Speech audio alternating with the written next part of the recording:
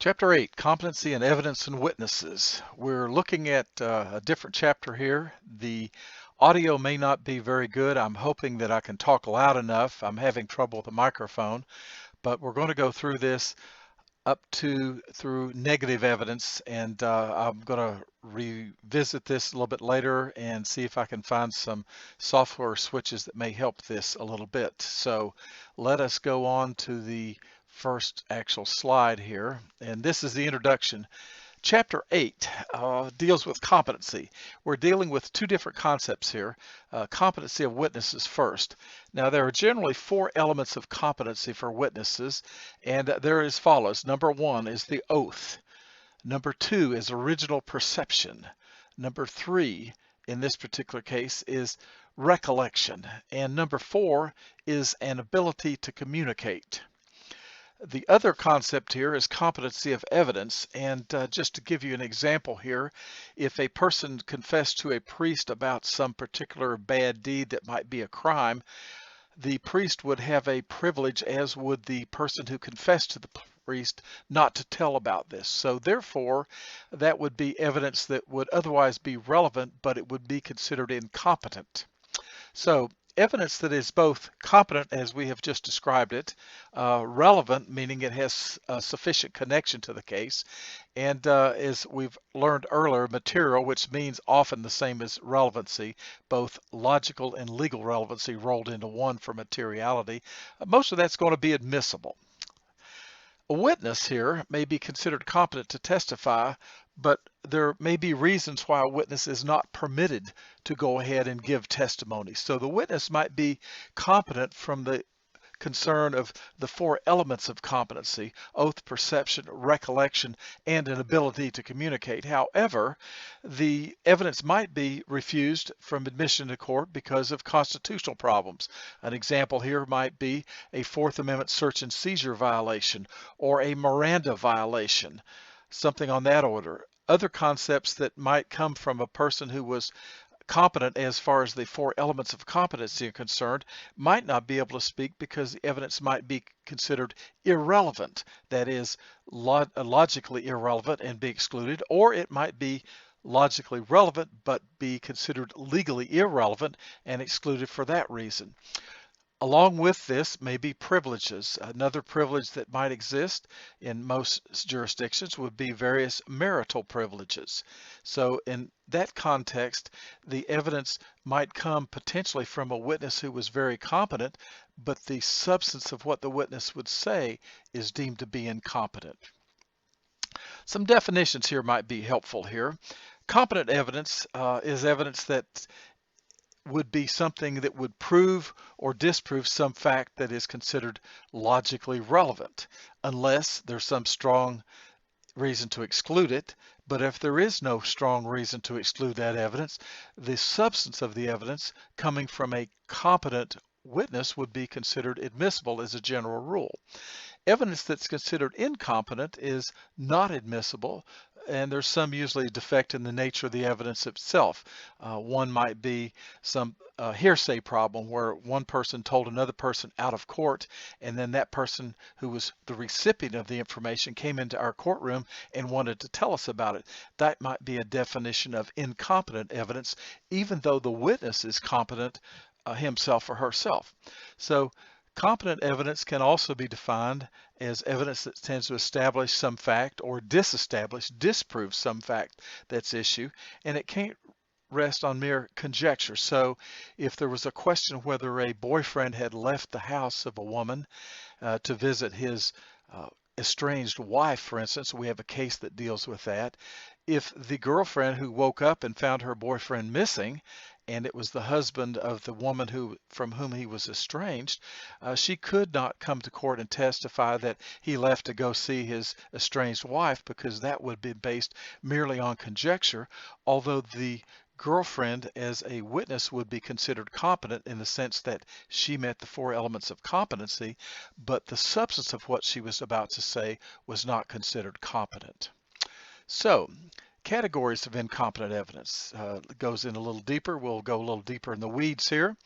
The concept is that some evidence that's been wrongfully obtained might be considered incompetent. It might be excluded for a variety of reasons, but if it's been improperly seized, that would be a violation of the Constitution or some related principles, such as the MAP exclusionary rule. MAP v. Ohio says that if evidence is illegally seized under the Fourth Amendment, it cannot be admitted into court. So another example there would be under the search and seizure errors there, where evidence that has been obtained, say, from a search of a car when the search was not based on probable cause, that would be considered illegally or wrongfully obtained evidence and could be excluded. Another one that's listed here on this is a coerced confession, where the police or some correctional facility individual leans on somebody with the threat of perhaps physical harm or mental harm, and a person confesses, but it's done so involuntarily and doesn't want to do that. That's an example of wrongfully obtained evidence. And a final one here, we've talked recently about Miranda violations, that Miranda warnings have to be given to various people. And if the warnings are given defectively and somebody talks when he or she had the right not to, that evidence could be excluded as well. So wrongfully obtained evidence based on either the Constitution or constitutional interpretations can be excluded. So it might have been theoretically offerable by somebody who was competent as a witness, but the evidence, that is the substance of what the witness was to say, was considered incompetent. We also have some people who are statutorily not able to talk or to give evidence in a court. And one of the examples here is the Federal Wiretap Act. There are certain requirements that must be met under that, and if the act is violated in some form or fashion, the Federal Wiretap Act has within it its own exclusionary rule. So by statute, evidence that's illegally seized under the Federal Wiretap Act is excluded, even if it might not run afoul of the Fourth Amendment and the MAP exclusionary rule. So that's again an example of something that the witness might be competent under the four elements of competency, but the evidence would still be excluded because the Federal Wiretap Act has its own exclusionary rule. Another one's kind of a unique here in Ohio. A police officer who is normally tasked with running traffic and considering making traffic stops based on violation of the vehicle code, safety code, or driving that's not particularly appropriate. If the officer has an unmarked car, that is, that it doesn't say police on it and doesn't have visible other indicators that it's a police car, that officer is considered incompetent to testify in a traffic case. So if an officer pulled somebody over for speeding and the officer in Ohio was in an unmarked car, that officer is not considered competent to speak as far as evidence is concerned, but it's a statutory incapacity. The officer otherwise meets the four elements of competency of a witness, but is not able to do so. Child under a legally designated age. Ohio says that basically everyone's considered competent as a witness unless the person is under 10 years of age. So if a person who's a potential witness is under 10 years of age, that individual must undergo an examination to make that sure that the person understands the duty to tell the truth and what the difference is between truth and falsity. So those are some situations where presumptively a child under 10 cannot testify. They routinely do in Ohio. Police officers in unmarked cars cannot testify. They're considered incompetent, and statutory incapacity prevents those from testifying. Okay. Sometimes evidence is excluded because of court-established rule. And in this particular instance, we're looking at the privileges that husband and wife have. And there are actually two here. But before we get into that, let us make a notation that the U.S. Supreme Court has ruled, of course, that sometimes a married couple might be husband-husband or wife-wife, and not necessarily husband as a male and wife as a female. So there can be two males or two females who may be married, but they're covered by two privileges. One is the testimonial privilege, and if a couple is married and the witness is asked to testify against the husband or the wife, or however the particular marital divide links up, the witness spouse has a privilege simply because they are married, or the two individuals are married, not to testify against the other who's the defendant's spouse. The other one is a confidential communication privilege where one spouse has talked to the other, relying upon the confidentiality of the relationship, and if it's said in confidence, that is a further privilege, cannot be divulged. And in this case, the defendant spouse can prevent a witness spouse from testifying even if he or she desired to do so. We have also the priest penitent privilege. This is a little broader than the priest penitent that you might think of, a Catholic priest and a penitent. It would include anybody who is a recognized religious leader and a person who is getting succor or advice from a religious leader.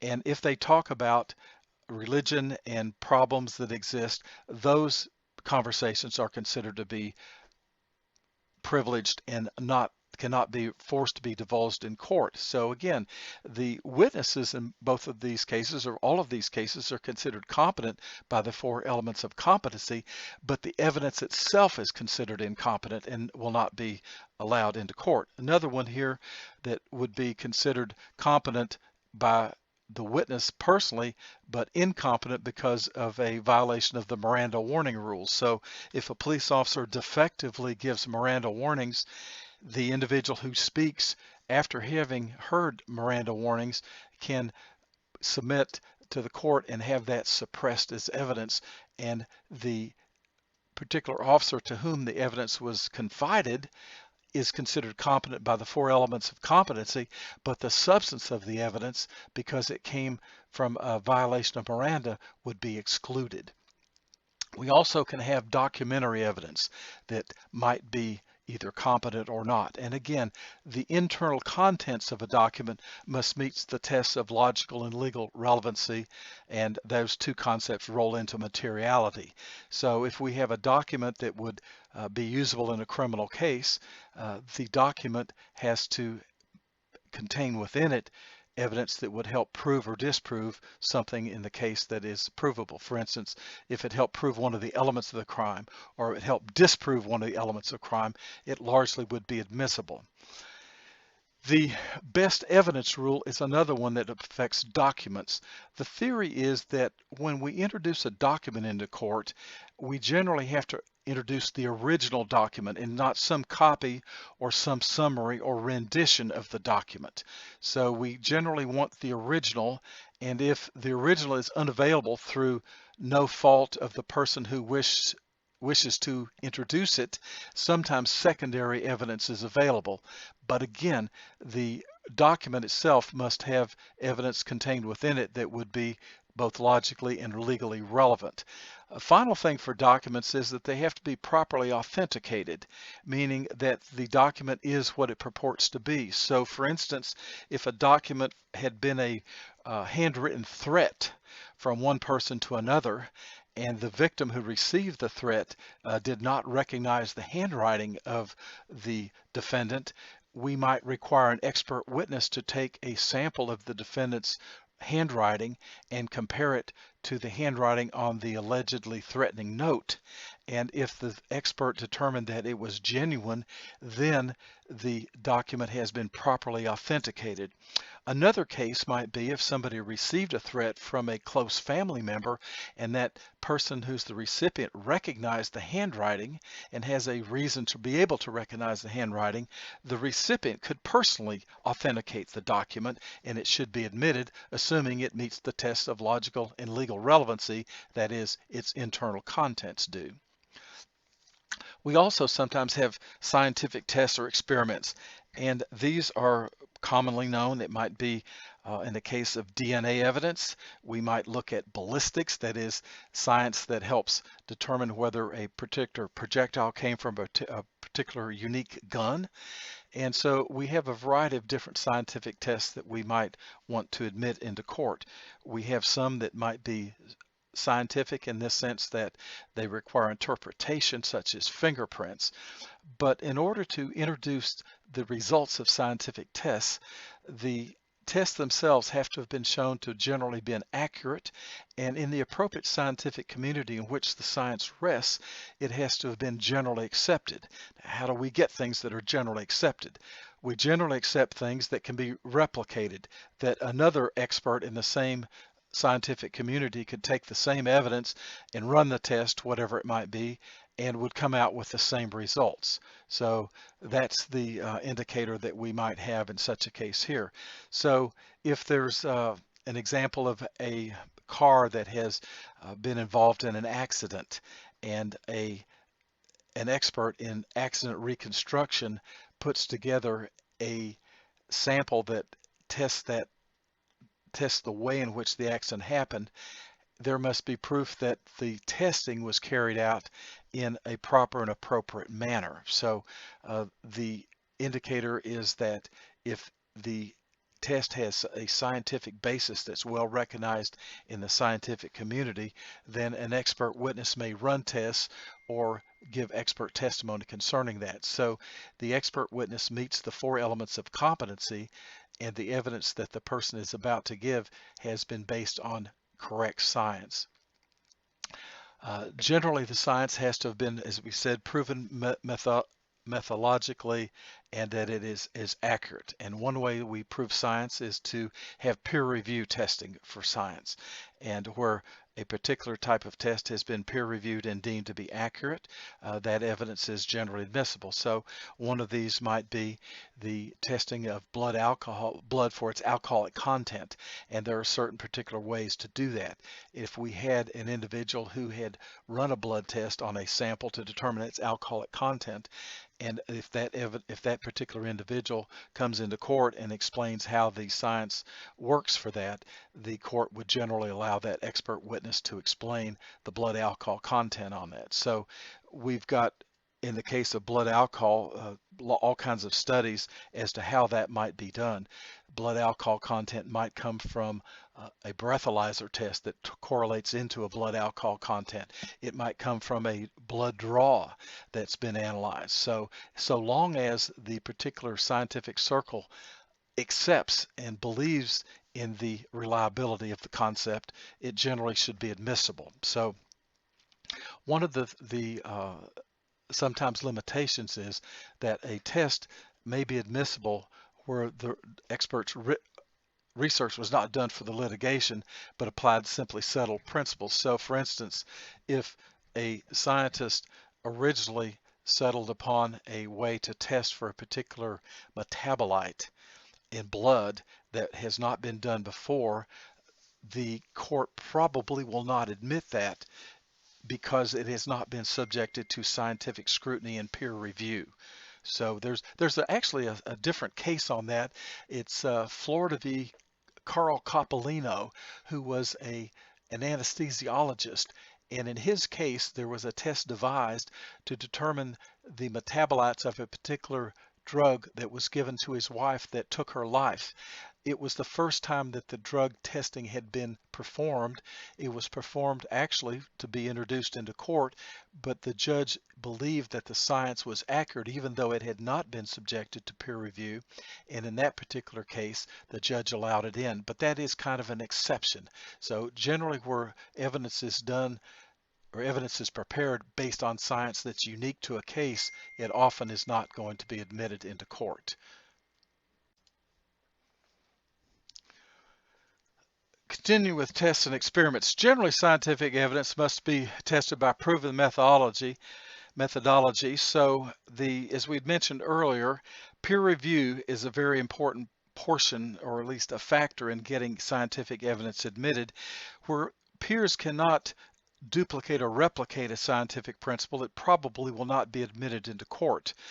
Whereas those who deal in the particular science, in the particular minute area of science, where they have generally accepted the concept of the test, then the results may well be admissible. But as we noted, sometimes when results of a test where the test was designed just for that particular litigation, it is rarely admitted.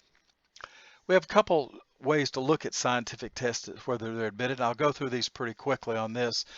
One was the Fry case out of the District of Columbia in 1923, and in this particular instance, there was the test that they used for admissibility of scientific tests was that if it had moved beyond purely experimental or theoretical type of a test, and it had come on to be a well-recognized principle that one scientist could prove would be applicable and another scientist could do it and it would have the same results. So that is, it has to have general acceptance, which we had mentioned before.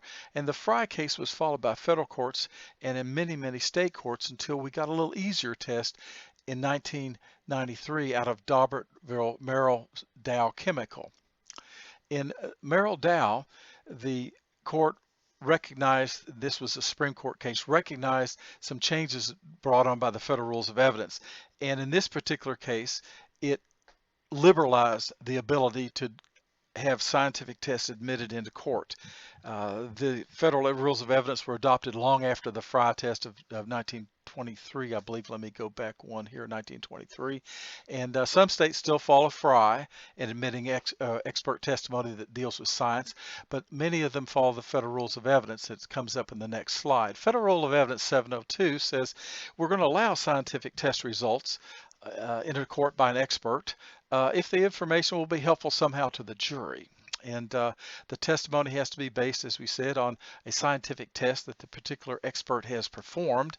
And it must be, again, a reliable set of principles and methodology that's followed, but it doesn't have to have general scientific acceptance all across the community. It can have limited acceptability. And in theory, it could be the first time the test was ever used. For example, the very first time that DNA evidence was admitted in court, I believe it was in England at some place, but there was a first time it was admitted in court into the United States. At that time, it did not have general scientific acceptability across all quarters of individuals who were interested in that sort of science. So it might well have not met the Fry test, but under the Daubert case test, it was admitted into court. And I'm not sure exactly the first time it was admitted in a United States court, either state or federal, but the Fry test was more limited, the Merrill Dow more liberal, and Rule of Evidence 702 shows that. It's the Merrill Dow case closely follows Rule 702. We've also got sometimes when dogs are involved in evidence, and in a sense this might be thought to be hearsay. A dog who reacts to a smell of a drug or a smell of a chemical, that dog has been trained to do that, but the handler is the one who has to come into court and testify, obviously. And the handler is testifying as to what the dog has said in effect. The dog's behavior says certain things to the handler. So the dogs that track suspects or find evidence and that dog's reaction has been interpreted by a handler is generally admissible in civil cases and criminal cases for certain. Courts have admitted for a long time evidence of dog identification of various drugs. Some dogs can be cross-trained. Most drug dogs have a limited repertoire. Dogs that are trained to sniff out explosive materials are, of course, trained quite differently. For instance, a dog that identifies or alerts to drugs might scratch a car with his or her claws, but you don't want that in a dog looking for explosive materials scratching at a bomb, obviously. Canine identification of fire accelerants has also been approved, where the dog has been trained to detect hydrocarbons that are not normally present in various houses, apartments, or a warehouse. So we've got dogs that may be able to identify a person by tracking that person. We've got dogs that can identify various chemicals, various drugs, and in some cases the chemicals might be fire accelerants and arson cases. So dogs are allowed to testify through their handlers. To admit the canine evidence, it has to be there has to be a foundation for the canine evidence to be admitted, and that is that the dog has to have been shown to be trained and retrained and generally constantly trained to meet whatever state certifications are required. The dog has to have a fairly accurate response in training so that when you take the dog out in the real world, we think we're getting a fairly accurate test by the dog. So the dog has to have a foundation for his or her testimony, and the training. So whether the dog was trained for marijuana, some sort of recreational pharmaceuticals, or is trained to sniff out cadavers in collapsed buildings or cadavers that have been buried in various places, we have to show that the dog has been trained for that and is current in any requirement for training that might be required by that particular jurisdiction. Okay. Telephone conversations. We often get a call from somebody with caller ID and we think, well, we know who that is before we answer it, and usually we're right. And part of that is validated by when the caller announces or just begins to speak and, hi, it's me. You've heard that one, of course, and you recognize the person's voice. And so an individual has that familiarity and is asked to talk about a telephone call that was received from somebody whose voice was familiar. That person can authenticate the voice as belonging to the particular caller. Now, we're assuming that the evidence is logically and legally relevant, but assuming it is, one caller who received the call can testify as to what was said by the person who was offering the conversation initially.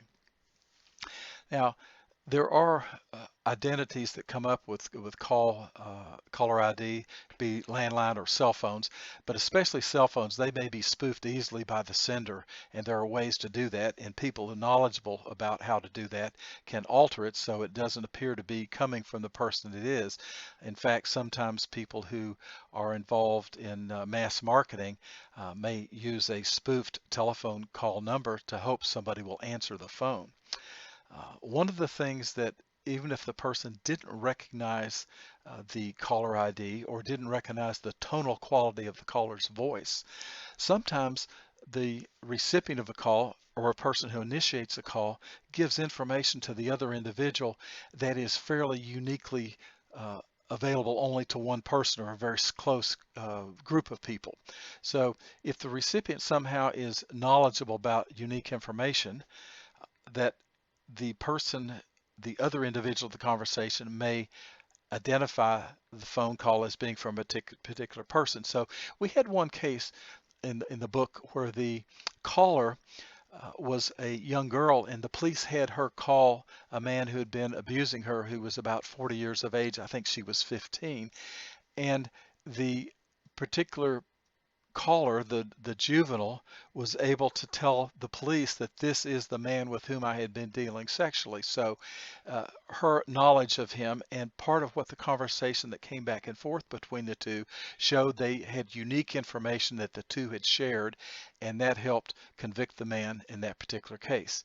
We also can use expert testimony to authenticate the calls of people where there's been a wiretap and it's an unknown caller, and we may end up having a sample of a known caller, and an expert may listen to that and listen to the tonal qualities, the cadence, and other factors, and offer an opinion as to whether the individual is person A or B or whoever it might be. So expert testimony may be available. It may be available when the recipient is familiar with the phone call, the caller's voice, or it may be because there's unique information that has been communicated. Again, all of these witnesses are competent by the four elements of competency, but what we're doing is making sure that the content of the evidence is competent itself. Okay, this is going to be the last section that we'll do on this particular voiceover: negative evidence as competent evidence. Sometimes things did not happen, and they may be important to a criminal case, and a prosecutor may prove that something didn't happen, or a defendant may want to prove that something didn't happen or did not exist or now does not exist. So we normally require a foundation to show that if the event had happened, people who are around it would have been aware that it happened. So if it shows that, for instance, I think the example here is probably pretty clear. A clerk at a motel testifies that whenever somebody registers at the motel, they require a driver's license and a credit card. And a particular motel clerk makes a record of that. It may be a photographic record. It may be a record that's written down as a business record. And if a clerk is called to testify and it shows that no individual with that credential registered at a motel on a particular night or stayed a series of nights, that would tell us that something that maybe thought we thought happened did not happen. So, for example, if a person had been accused of one guest beating up on another guest at a motel in the middle of the night from a different room, and the defendant was accused of being the perpetrator, and the defense calls the night clerk of the motel and clarifies the night clerk worked on a particular night in question, and that the records don't show that any person by that name ever registered at the hotel or motel, then that would be evidence that something didn't happen. That is, the person was not a guest. So negative evidence sometimes is considered competent evidence because it shows that something did not happen. And the next slide we'll leave for the next block of material. We'll start with slide 17.